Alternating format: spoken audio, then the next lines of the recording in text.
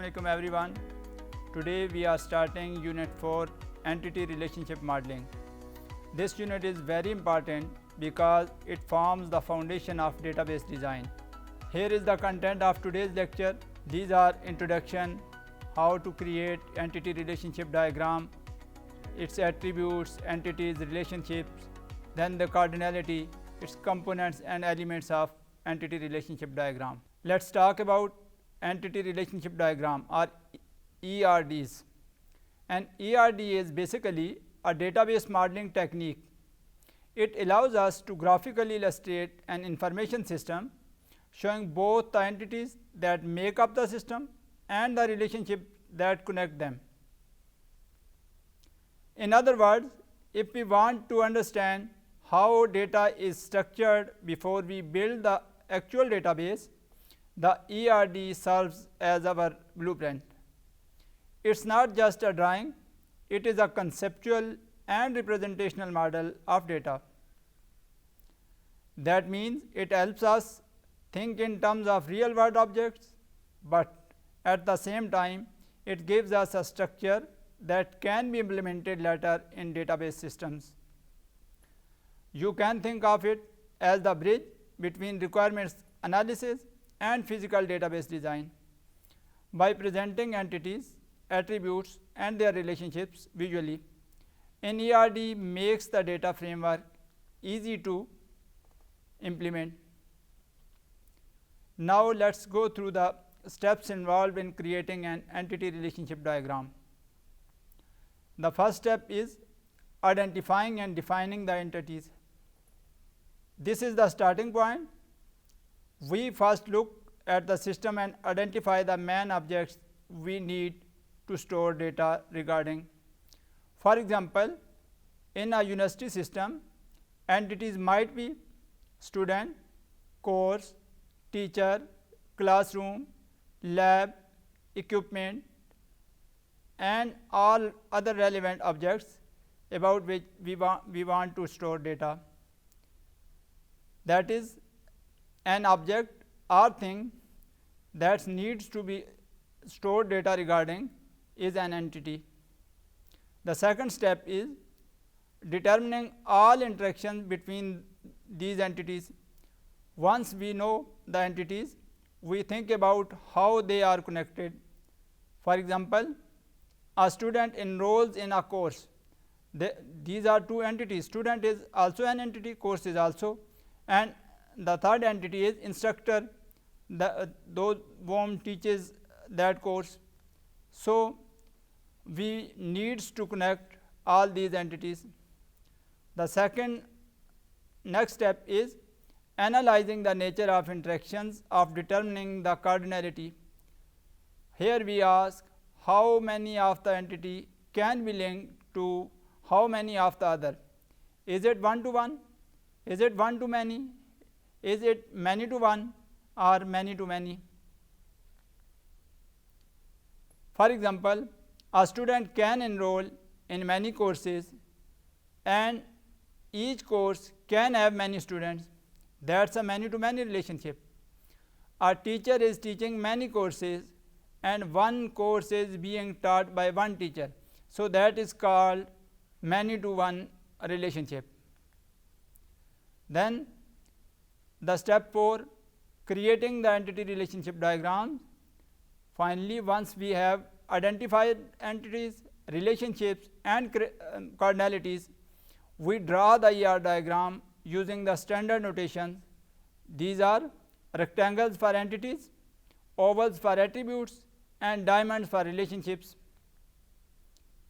So these steps help us move from just requirements and raw data to a clear structured design of the database. What are these terms? Let's talk about these. The first one is entities. Entities in ER modeling is simply a real world item or concept that exists independently.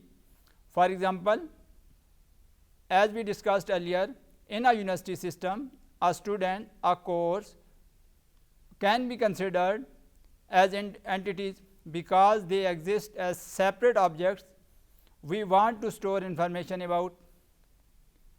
In database terms, entities are equivalent to tables in a relational database.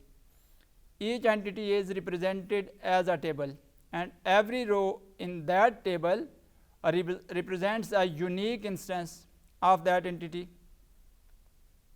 So if we talk the entity student, the table will store student records, and each row corresponds to one specific student records. Similarly, the entity course will have its own table, and each row represents one course being offered. As shown,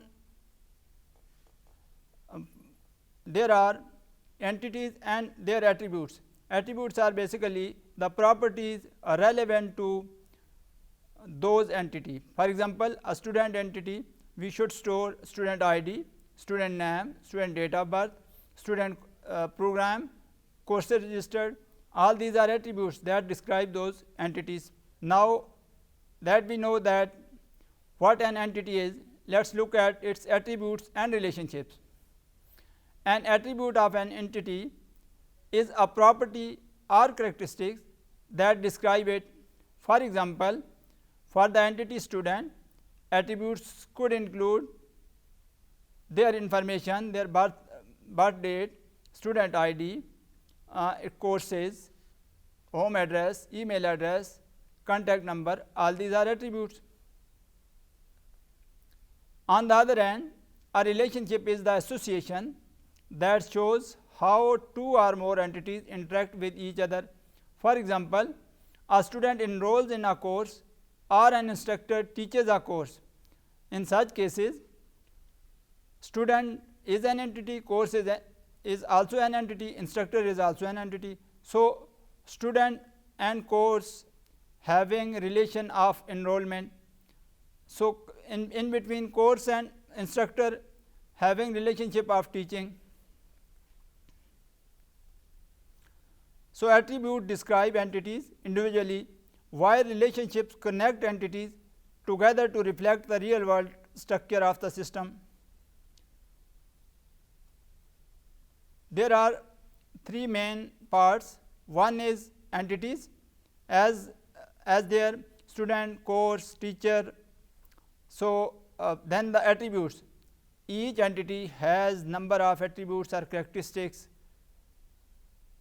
So the third one is relationship, the relation or association between multiple entities. It can be between two entities or more than two. Now let's discuss cardinality. In ER modeling, cardinality tells us the number of instances of one entity that can or must be associated with each instance of another entity. For example, when we design a database, we need to define whether one record of an entity relates to only one record of another entity or to many records. In general, there are three main types of cardinalities. These are one-to-one, one-to-many, and many-to-many. One-to-one means each instance of entity A is related to only one instance of entity B, and vice versa. For example, each person has exactly one passport. So there is an entity person and another entity passport. So no person having more than one passport. So this relationship is called one-to-one relationship. And another one-to-many, an instance of entity A can be related to many instances of entity B, but each instance of entity B is related to only one instance of entity A. For example, one teacher can teach many students, but each student is assigned to only one teacher for that course. So between student and teacher, the relationship is one-to-many. Course student having multiple courses. So in this case, there are multiple students enrolled in multiple courses. So this is the case of many-to-many. In this situation, instances of entity A can be related to many instances of entity B and vice versa. For example, students and courses. Each student can enroll in multiple courses and each course can have multiple students. Understanding cardinality is very important because it defines the structural rules of relationship in a database and ensures accuracy in data modeling. As discussed above, there are two entities. First one is employee and the second one is department. So there are multiple attributes of employee entity. These are employee number, employee name and department number. So in another case, department entities having attributes of department number, department name, we can add another attributes, department in which faculty, department's role, number of faculty members, subject. These can be attributes of these entities. So in left side there is an entity employee. We can show diagrammatically in such way. Employee is an entity, employee number, employee name and department number. These three are attributes. There are multiple employees in a department. However, an employee should be in a single department. So in such cases, there is a relationship between employee and department, that is one to many, one department, many employees. In other case, many employees, one department. We can read this in two ways: one to many or many to one. In such cases, we can use both the terminologies. Let's now look at the components of an entity relationship diagram. The ERD is mainly used to represent the results of requirements analysis at the conceptual design stage. That means before we create tables and write structure query language queries, we use entity relationship diagram to capture that the system needs in terms of data and relationships. Another important point is the database is designed from the ERD. The ERD acts like a blueprint. Once the ER diagram is ready, we can easily convert it into the database schema. So remember, ERD is not just a diagram for documentation, it is the foundation of the actual database design process. In practice, each entity in the ERD becomes a table in the database. For example, if our ERD has an entity called student, we will create a student table in the database. The attributes of the entity becomes the fields or columns of that table. So if the student entity has attributes like student ID, name and email, these will be the fields in the student table. Finally, once the ERD is complete, it can be directly converted into a database schema. This means the relationships shown in the ERD will become foreign keys and constraints in the database. So the ERD is not just a diagram, it is the proper blueprint that guides the database structure.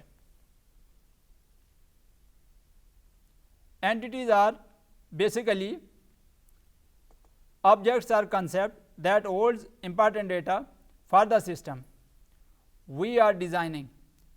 They represent the things we want to keep information about.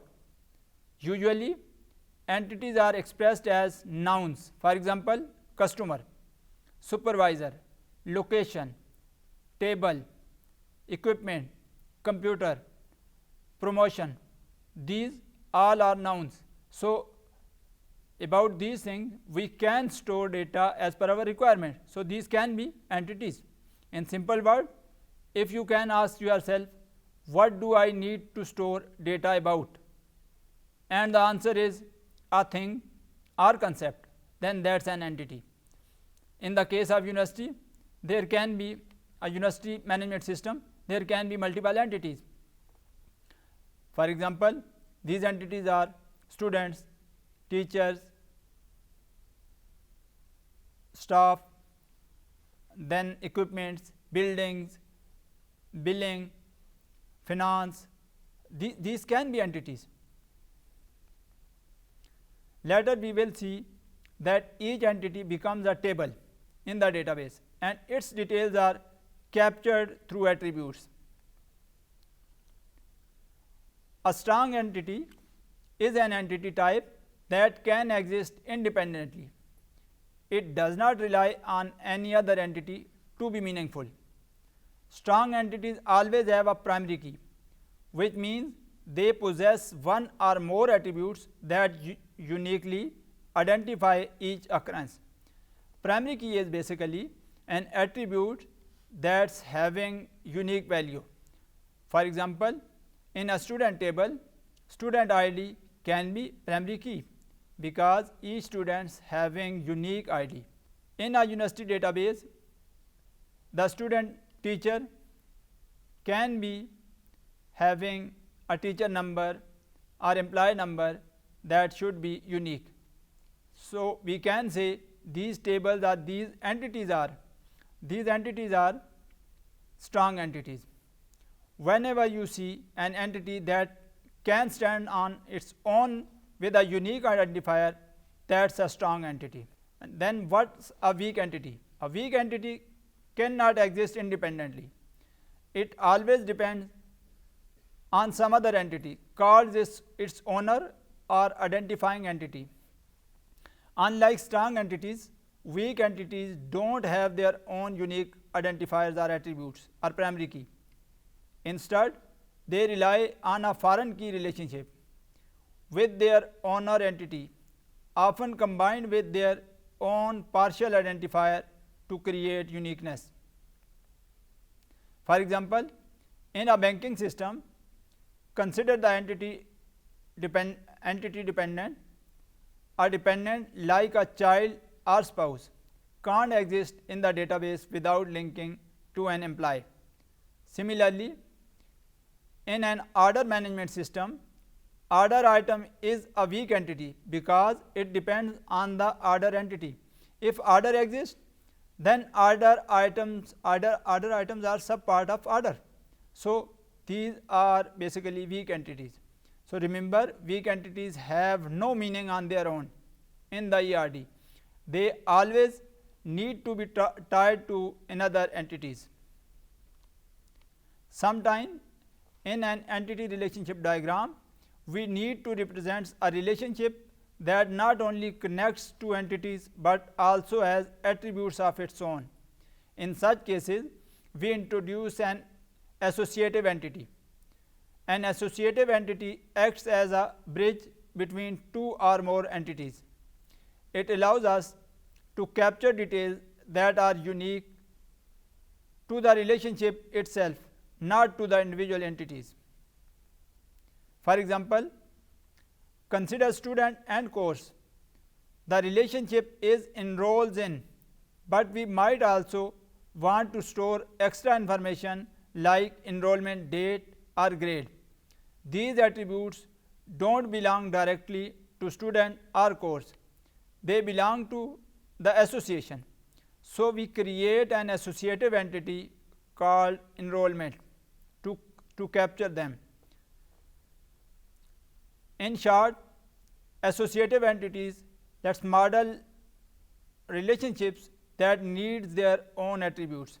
These are notations used for different types of entities. Normal entities are, this is the notation for normal entity, that's for the weak entity we use over a line, and then that's an associative entity. For weak entities there are two notations. We can describe like this notation or from this notation. Then the relationships. A relationship is simply a meaningful association between two or more entities, while Entities are usually nouns like students or course. Relationships are usually expressed as verbs. For example, assign, associate, track, or enroll. The purpose of a relationship is to capture useful information that we could not get by looking at the entities alone. For instance, knowing we have students and courses separately does not tell us much until we add the relationship that a student enrolls in a course. So, relationships help us connect entities in a way that reflects real world interactions and makes our database more meaningful. First, weak relationships, also called identifying relationship. A weak relationship is the connection between a weak entity and its owner entity. Since a weak entity can't exist on its own, the identifying relationship ties it directly to its owner. For example, dependent is a weak entity that must be linked to the employee entity through an identifying relationship. In entity relationship diagram, this is usually shown with a double diamond. Second, ternary relationships.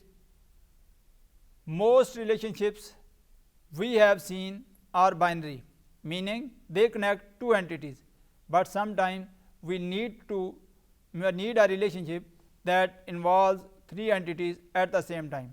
This is called a ternary relationship. For example, in a supplier, product and project scenario, we may need to record which supplier supplies which product to which project. Here, three entities are connected in a single relationship.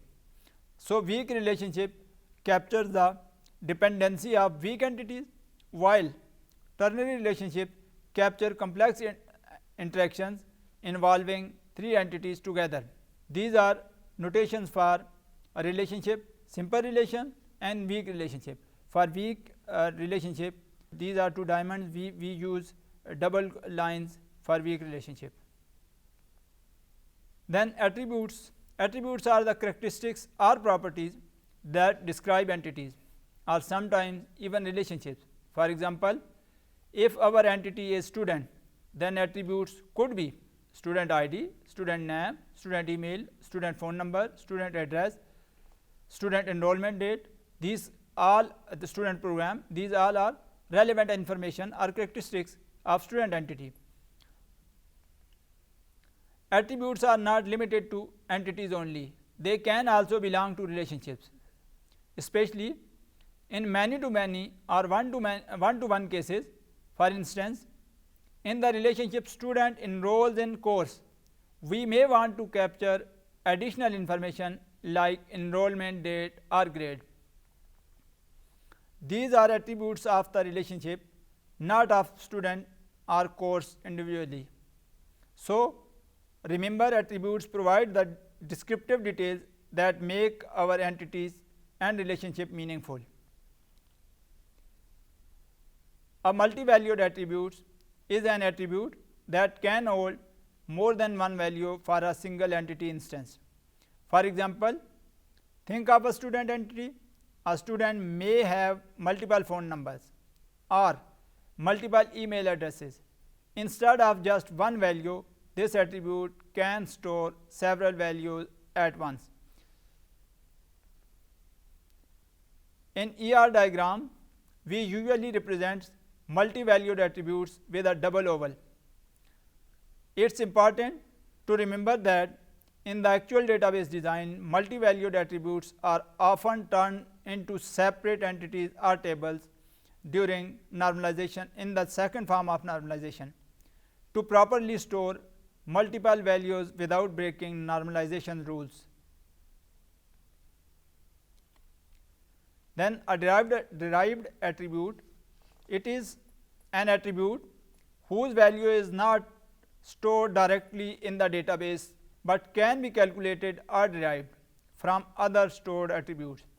For example, if we already have a date of birth attribute for a student, we can calculate their age whenever needed. In this case, age is a derived attribute. Another example is total price in an order system, which can be calculated from quantity multiplied by unit price. In ER diagram, derived attributes are usually shown with a dashed oval as shown in the diagram. So the main idea is derived attributes save storage by avoiding redundancy, as that's the basic property of database, removing redundancy, since their values can always be computed from existing data. A composite attribute is an attribute that can be broken down into smaller, more meaningful parts. Each part gives us additional detail about the entity. For example, consider the attribute name. Instead of storing the whole name in a single field, we can break it down into first name, middle name, last name, family name. These are called composite attributes. Similarly, an address attribute can be split into street, city, state, sector, postal code. So in ER diagram, composite attributes are shown as an ellipse connected to another ellipses in a tree-like structure as shown in the diagram, where each branch represents one of the sub-entities, one of the sub-attributes. So composite attributes allows us to capture more detailed information by organizing one big attribute into its smaller components. Then a key attribute represents the main identifying characteristics of an entity. It is the attribute that can uniquely distinguish one instance of the entity from other. In database terms, the key attribute is what we later use as the primary key of the table. These are called key attributes.